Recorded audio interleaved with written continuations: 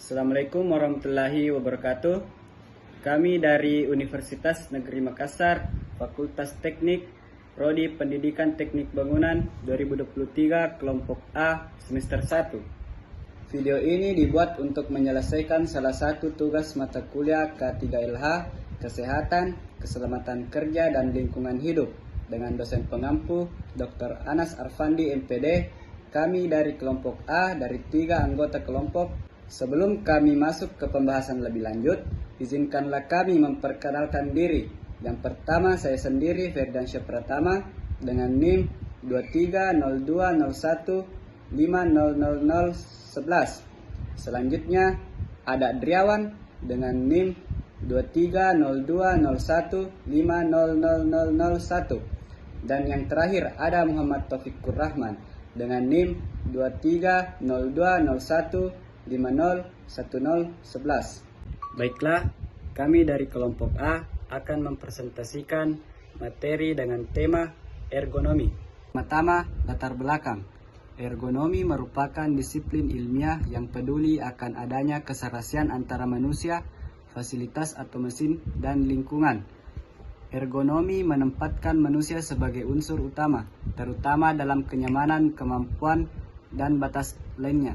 Ilmu ini berawal dari manusia yang memiliki masalah atau keterbatasan dalam mengerjakan sesuatu pekerjaan, baik keterbatasan dalam jangka pendek maupun jangka panjang, di mana manusia membutuhkan suatu sistem atau alat yang dapat membantu melakukan pekerjaan dengan lebih efisien. Baik, izinkanlah teman saya menjelaskan ketiga rumusan masalah tersebut. Baik, terima kasih atas kesempatan yang telah diberikan. Saya akan menjelaskan rumusan masalah tersebut. Yang pertama, pengertian ergonomi. Ergonomi adalah interaksi manusia dengan sistem, profesi, prinsip, data, dan metode dalam rangka merancang sistem tersebut agar sesuai dengan kebutuhan. Adapun pendapat para ahli, salah satunya yaitu Tarwaka. Menurut Tarwaka, ergonomi adalah ilmu, seni, dan penerapan teknologi untuk merekonsiliasi semua fasilitas yang digunakan dalam kegiatan berdasarkan kapasitas dan keterbatasan manusia, baik secara fisik dan mental. Adapun pendapat lain yaitu dari Eko Nurmianto. Menurut Eko Nurmianto, ergonomi adalah studi tentang aspek manusia dalam lingkungan kerja yang ditinjau dari anatomi, fisiologi, psikologi, teknik, manajemen, dan desain. Yang ketiga, The International Ergonomics Association. Menurut The International Ergonomic Association, ergonomi adalah suatu disiplin ilmiah yang penting untuk diperhatikan interaksi antar manusia dan bagian lain dalam elemen sebuah sistem dan juga profesi yang mengaplikasikan teori, prinsip, data, dan metode untuk mengoptimalkan kesejahteraan manusia dan kesehatan umum. Dan yang keempat, menurut Sri Tomo. Menurut Sri Tomo, ergonomi adalah disiplin di mana orang diperiksa dalam hal pekerjaan mereka. Yang kelima, menurut Ginting Rosnani, ergonomi adalah suatu cabang keilmuan yang sistematis untuk memanfaatkan informasi mengenai sifat, kemampuan, dan keterbatasan orang dalam merancang sistem kerja sehingga orang dapat hidup dalam sistem yang baik dan dapat bekerja untuk mencapai tujuan yang diinginkan melalui kerja yang efektif, efisien, aman, dan nyaman. Adapun rumusan masalah yang kedua yaitu tujuan dan manfaat ergonomi. Tujuan ergonomi: 1. Meningkatkan kesejahteraan fisik dan mental dengan pencegahan kecelakaan dan penyakit akibat kerja. Pengurangan beban kerja fisik dan mental dan promosi dan kepuasan kerja. 2. Meningkatkan kesejahteraan sosial dengan meningkatkan kualitas kuota sosial, administrasi, dan koordinasi yang tepat, dan meningkatkan jaminan sosial dalam periode produktif. 3. Menciptakan keseimbangan yang masuk akal antara berbagai aspek seperti aspek ergonomi, teknik, antropologis, dan budaya dari masing-masing sistem kerja untuk menciptakan kualitas kerja dan kualitas hidup. Manfaat ergonomi. Pada dasarnya ergonomi bermanfaat untuk pekerjaan agar cepat selesai, memiliki resiko kecelakaan lebih kecil, waktu yang efisien, risiko penyakit akibat kerja kecil, dan lainnya sebagainya. Berikut ini beberapa manfaat diperoleh dari ergonomi, yaitu 1. Pekerjaan meningkatkan karena kecepatan, ketepatan, keamanan, dan konsumsi energi berkurang saat bekerja. 2. Mengurangi waktu, biaya, pelatihan, dan pendidikan. 3. Optimisasi penempatan personil dengan meningkatkan keterampilan yang dibutuhkan. 4. Mengurangi waktu yang terbuang. 5. Meningkatkan kenyamanan karyawan dan di tempat kerja. Rumusan masalah yang ketiga yaitu ruang lingkup ergonomi.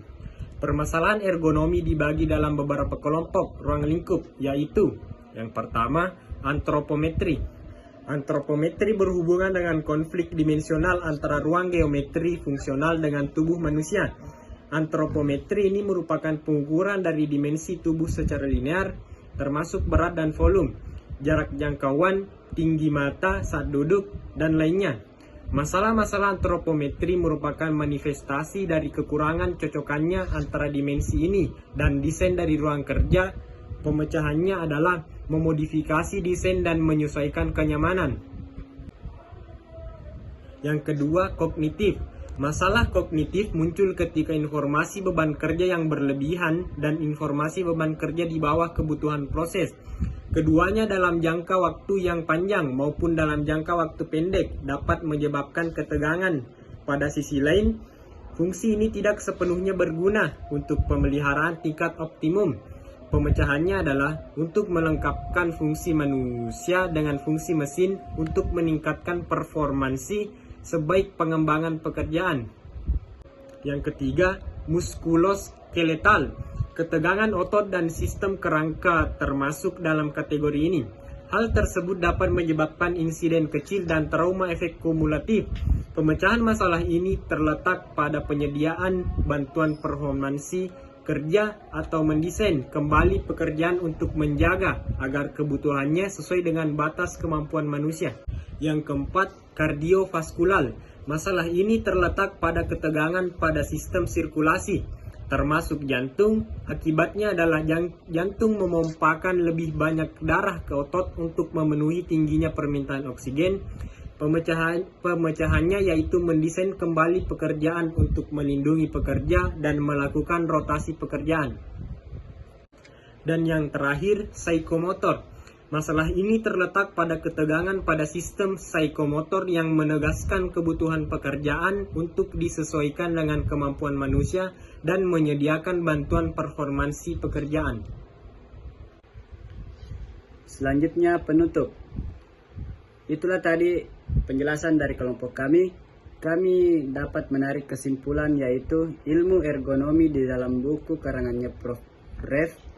Ilmu ergonomi dimulai saat manusia merancang benda-benda sederhana seperti batu untuk membantu tangan dalam melakukan pekerjaannya, sampai dilakukannya perbaikan atau perubahan pada alat bantu tersebut untuk memudahkan penggunanya. Dan ergonomi memberikan peran yang penting dalam meningkatkan keselamatan kerja dan kesehatan, juga tingkat efektivitas dan efisien pekerjaan manusia di dalam berbagai bidang, baik peningkatan optimasi dalam perencanaan sistem kerja menggunakan fasilitas mesin dan lain-lain. Setelah kita mempelajari ergonomi, sejarah ergonomi, manfaat dan tujuan ergonomi, apa itu ergonomi dan ruang lingkup dan lain-lain, maka kita perlu mempelajari ergonomi dalam pekerjaan supaya tidak menimbulkan risiko kecelakaan dalam pekerjaan. Saran, tanpa kita sadari, setiap aspek dalam kehidupan manusia tidak luput dari ilmu ergonomi di dalamnya. Setelah memahami tentang apa itu ergonomi dan ruang lingkupnya, diharapkan kita dapat mengaplikasikan ilmu ergonomi di kehidupan sehari-hari kita, minimal untuk diri sendiri dan orang sekitar kita.